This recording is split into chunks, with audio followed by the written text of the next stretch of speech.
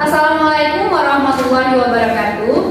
Alhamdulillah, puji syukur pada Allah Subhanahu wa Ta'ala yang telah memberikan kita kesempatan untuk hadir pada siang hari ini dalam membahas materi mengenai penilaian dan evaluasi understanding by design kemampuan aplikasi. Nah, kami dari kelompok 3 akan memaparkan hasil diskusi kami oleh rekan-rekan saya yang nanti akan disampaikan pertama oleh Yulia Fitri Kamrizal, kemudian oleh Yulia Fitri, oleh rekan saya Restu Oktavia Budiman, serta oleh rekan saya Viola Andriani di sini. Nah, baiklah, materi pertama akan disampaikan oleh saudara Yulia Fitri Kamrizal. Pada saudara Yulia Fitri kami persilakan. Baiklah, terima kasih kepada moderator. Saya akan membacakan materi kelompok kami, yaitu tentang penilaian dan evaluasi UBD kemampuan aplikasi. Yang pertama itu adalah efektif. Efektif merupakan proses terjadinya suatu efek dalam suatu perbuatan sesuai dengan yang dikehendaki. Pembelajaran yang efektif biasanya ditandai dan diukur oleh tingkat ketercapaian tujuan oleh sebagian besar peserta didik. Pembelajaran yang efektif tidak terlepas dari mutu pembelajaran yang berkualitas, karena kualitas hasil peserta didik tergantung pada efektivitas proses pembelajaran yang terjadi. Ada 4 strategi pengajaran yang efektif, yaitu yang pertama, visualisasi. Visualisasi menghidupkan konsep akademik yang membosankan dengan pengalaman belajar visual dan praktis, dapat membantu peserta didik dalam memahami bagaimana penerapan materi yang dipelajari peserta didik di dalam kelas di dunia nyata. Contohnya, menggunakan papan tulis interaktif atau LCD proyektor untuk menampilkan foto, tampilan, video, serta kegiatan yang mendorong peserta didik untuk bereksperimen dan aktif dalam kelas. Kedua, pembelajaran kooperatif. Mendorong peserta didik untuk bekerja sama dengan membentuk kelompok. Dengan mengekspresikan ide-ide peserta didik secara verbal dan menanggapi orang lain, akan mendorong peserta didik dalam mengembangkan kepercayaan diri mereka serta meningkatkan komunikasi dan keterampilan berpikir kritis. Contohnya adalah melakukan eksperimen ilmiah dan memerankan drama pendek di dalam kelas. Yang kedua, instruksi berbasis pertanyaan. Mengajukan pertanyaan yang dapat mendorong peserta didik untuk berpikir sendiri dan menjadi pembelajar yang lebih mandiri. Dengan mendorong peserta didik untuk mengajukan pertanyaan dan menggali lebih dalam ide-ide yang mereka miliki, akan membantu meningkatkan keterampilan peserta didik dalam memecahkan permasalahan mereka. Yang keempat, penggunaan teknologi di dalam kelas. Dengan memanfaatkan teknologi dalam proses mengajar dalam kelas merupakan salah satu cara yang dapat ditempuh untuk melibatkan peserta didik. Guru secara aktif, terutama karena media digital sangat akrab dengan peserta didik di abad ke-21. Papan tulis interaktif atau smartphone dapat digunakan untuk menampilkan gambar dan video yang dapat membantu peserta didik dalam memvisualisasikan materi yang dipelajari. Itulah materi yang bisa saya bacakan. Selanjutnya saya kembalikan kepada moderator. Baik, terima kasih kepada Saudara Yuga Fitri Kamrizal. Materi selanjutnya akan disampaikan oleh rekan saya Yuga Fitri. Pada Yuga Fitri, silakan. Terima kasih kepada moderator atas waktunya. Saya akan melanjutkan materi tentang efisien dan fasih dalam penilaian dan evaluasi UBD. Yang kedua adalah efisien. Nah, efisien ini juga bermakna sebagai usaha atau proses dalam menyelesaikan sesuatu secara optimal. Nah, efisien ini juga berkaitan dengan waktu. Kenapa? Karena seseorang yang bekerja secara tidak langsung dia akan mendapatkan atau memperhatikan segala aspek, termasuk itu waktu. Nah, selain itu, efisien ini juga bisa diartikan sebagai manajemen kontrol gitu. Kenapa? Karena pekerjaan yang kita lakukan sehari-hari itu seharusnya kita bisa melakukannya secara efisien. Sebagaimana kita bisa memanajemen tenaga, waktu, bahkan uang. Karena setiap pekerjaan yang kita kerjakan tentunya harus berkonsep pada efisiensi. Misalnya, suatu ketika Rere dengan Yuli mendapatkan tugas kuliah, yaitu berupa pembuatan artikel. Nah, ketika Rere mencari referensi di perpustakaan, sementara Yuli mencari sumber referensi melalui web, khususnya mereka berdua ini nanti akan bekerja sama membuat blog yang disebut dengan decoding. Nah, maka langkah kedua inilah nanti yang akan mempermudah cara mereka dalam memanajemen waktu. Kemudian yang ketiga adalah fasih. Nah, dengan mengetahui banyaknya kosakata, itu akan memudahkan kita dalam menyampaikan pendapat yang ingin kita sampaikan kepada seseorang.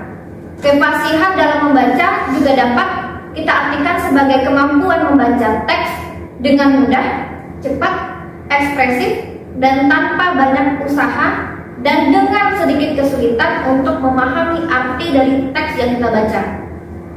Saat mengevaluasi hal tersebut, maka kefasihan anak dalam membaca itu akan terbaca secara keseluruhan.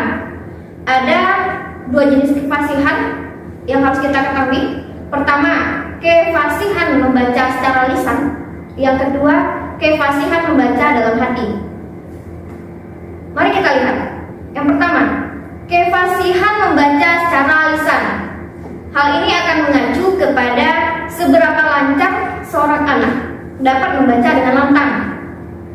Jenis kefasihan ini bukan tentang seberapa baik seorang anak itu memahami dan mengingat apa yang mereka baca, tetapi lebih ke arah bagaimana mereka lebih banyak dan mampu mengerti isi atau makna dari bacaan mereka tersebut. Yang kedua, kefasihan dalam membaca sesuai dengan hati mereka. Artinya mereka membaca dalam hati. Nah, kefasihan ini sedikit rumit daripada kefasihan membaca secara lisan. Mengapa? Karena pembaca dalam hal ini diharapkan dapat membaca tanpa mengucapkan kata-kata dengan lantang. Sambil secara visual mereka menyerap dan memahami lebih dari satu kata pada beberapa waktu. Nah, banyak anak yang dianggap sebagai pembaca yang fasih ternyata tidak selancar kelihatan mereka ketika membaca dalam hati. Nah, tentu hal ini akan berdampak terhadap sejauh mana pemahaman mereka dan seberapa banyak teks yang akan mereka baca. Nah, sekian hasil yang sudah saya sampaikan. Saya kembalikan kepada moderator. Terima kasih pada Saudara Yuga Fitri atas penyajian materinya. Materi selanjutnya akan disampaikan oleh rekan saya Restu Oktavia Budiman. Pada Restu, dipersilakan. Baik, terima kasih kepada moderator sebelumnya atas waktunya. Melanjutkan materi selanjutnya yang keempat, yaitu adaptif. Menurut Kamus Besar Bahasa Indonesia, adaptif sendiri memiliki arti mudah menyesuaikan diri dengan keadaan. Adaptif juga diartikan sebagai kematangan diri dan sosial seseorang dalam melakukan kegiatan umum sehari-hari sesuai dengan usia dan berkaitan dengan budaya kelompoknya. Tidak semua orang mampu berperilaku secara adaptif, sebab perilaku adaptif dipengaruhi oleh lingkungan, intelijensi, kecerdasan emosi, dan dukungan sosial. Adapun konsep perilaku adaptif adalah diantaranya yang pertama, kemampuan seseorang untuk menghadapi keadaan yang terjadi di dalam lingkungan masyarakat.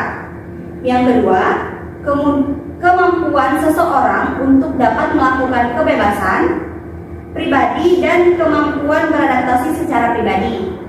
Selanjutnya yang ketiga, kemampuan untuk melakukan fungsi otonomi, tanggung jawab sosial, kemampuan menyesuaikan terhadap orang per orang. Selanjutnya yang keempat, kemampuan seseorang yang berkaitan dengan fungsi kemandirian, mencapai keberhasilan dengan melaksanakan tugas sesuai dengan usia dan harapan masyarakat sekitar, mampu memantau perilaku pribadinya, dan dapat bertanggung jawab atas pemilihan suatu keputusan, menerima tanggung jawab sebagai anggota kelompok atau masyarakat. Selanjutnya, faktor-faktor yang mempengaruhi proses adaptif anak adalah diantaranya yang pertama, kondisi fisik. Kondisi fisik berpengaruh kuat terhadap proses penyesuaian diri seorang anak. Jika kondisi fisik seorang anak tersebut tidak memiliki fungsi yang sama dengan anak yang lainnya, maka anak akan merasa terkucilkan atau menutup diri, sehingga anak akan mengalami hambatan dalam perkembangan perilaku sifatnya. Yang kedua, kepribadian. Unsur-unsur kepribadian yang penting pengaruhnya terhadap penyesuaian diri adalah kemauan dan kemampuan untuk berubah, pengaturan diri, realisasi diri, dan intelijensi. Selanjutnya yang ketiga, pendidikan. Beberapa aspek yang menjadi faktor proses penyesuaian diri dalam pendidikan yaitu kemampuan belajar, kemauan belajar, pengalaman menyenangkan dan pengalaman traumatik, serta determinan diri, yaitu seorang individu harus menentukan dirinya sendiri untuk melakukan penyesuaian diri.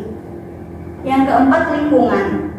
Faktor lingkungan yang berpengaruh terhadap penyesuaian diri meliputi lingkungan keluarga, lingkungan sekolah, dan lingkungan masyarakat. Dan yang kelima, agama serta budaya. Agama berkaitan dengan faktor budaya. Agama memberi sumbangan nilai, keyakinan, praktik-praktik yang memberi makna sampai mendalam, tujuan, keseimbangan, dan kestabilan hidup seorang individu. Faktor agama memiliki sumbangan yang berarti untuk perkembangan penyesuaian diri seorang individu. Budaya juga merupakan suatu faktor yang sangat berpengaruh terhadap kehidupan individu. Sekian materi dari saya kembalikan kepada moderator. Terima kasih materi yang disampaikan oleh rekan saya Restu FSK Bimbingan. Materi selanjutnya akan disampaikan oleh rekan saya Yola Adriansik. Pada Yola, disilakan. Baik, terima kasih kepada moderator. Selanjutnya yang kelima, anggun. Menurut Kamus Besar Bahasa Indonesia, anggun sama artinya dengan apik dan berwibawa atau tingkah laku. Setiap peserta didik memiliki karakter yang berbeda-beda, termasuk saat di dalam kelas. Masing-masing peserta didik memiliki cara sendiri dalam belajar, mengekspresikan diri, dan memecahkan masalah. Mengenal karakteristik seorang peserta didik sangat penting bagi seorang guru, karena dengan mengenal karakter peserta didik, guru bisa menentukan metode, strategi, dan komponen pembelajaran lain yang tepat sehingga akan membuat hasil belajar lebih optimal dan bermakna. Perilaku belajar adalah suatu sikap yang muncul dari diri peserta didik dalam menanggapi dan merespon setiap kegiatan belajar mengajar yang terjadi. Menunjukkan sikapnya apakah antusias dan bertanggung jawab atas kesepakatan belajar yang diberikan kepadanya. Perilaku belajar memiliki dua penilaian kualitatif, yaitu baik dan buruk tergantung kepada individu yang mengalaminya. Untuk meresponinya dengan baik atau bahkan acuh tak acuh, perilaku belajar juga berbicara mengenai cara cara belajar yang dilakukan oleh peserta didik itu sendiri, sehingga dapat disimpulkan bahwa perilaku belajar merupakan cara atau tindakan yang berisi sikap atas pelaksanaan teknik-teknik belajar yang dilaksanakan individu atau siapapun dalam waktu dan situasi belajar tertentu. Baiklah, hanya itu dari materi dari saya kembalikan kepada moderator. Baik, terima kasih pada rekan saya Yola Ningsi atas penyajian materinya. Nah, itu tadi penyajian materi dari kelompok kami. Dari penyajian materi ini dapat saya simpulkan bahwa penilaian dan evaluasi understanding by design ini memiliki 5 kemampuan. Yang pertama yaitu efektif, yang kedua efisien, yang ketiga fasih, keempat adaptif, dan yang kelima anggun. Nah, itu tadi presentasi dari kelompok kami. Saya tutup dengan baca wabillahi taufiq wal hidayah. Wassalamualaikum warahmatullahi wabarakatuh.